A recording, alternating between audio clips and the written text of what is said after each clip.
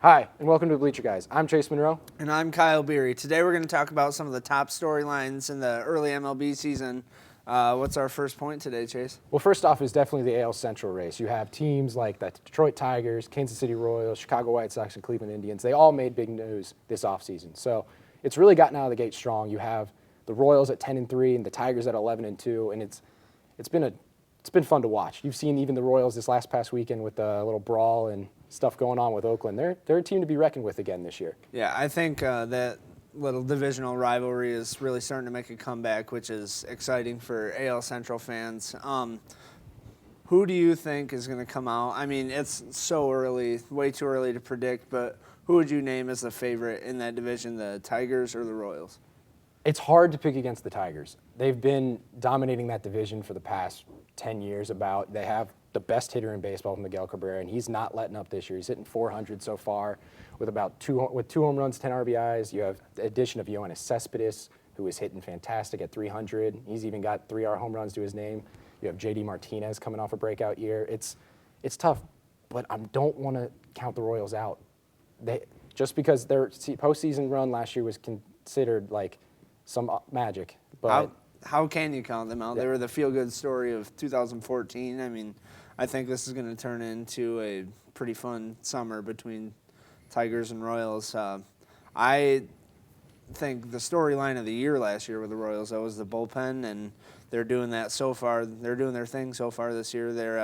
They've given up 3 runs and 40 innings of work. So that's crazy. Yeah, that you can see that even the Tigers, they've only had 22 innings from their bullpen. That's double that, and they've barely given up any runs. That's like an ERA of like 3%. Yeah, or that's something. unbelievable. And their hitting's going to get done too, which a lot of people were surprised about because you have a lot of young talent on that team with Eric Osmer, Mike Moustakas seems to finally be turning it around. You have Sal Perez is turning into one of the best catchers in the game, and you can't forget their center fielder Lorenzo Cain coming off an incredibly strong October.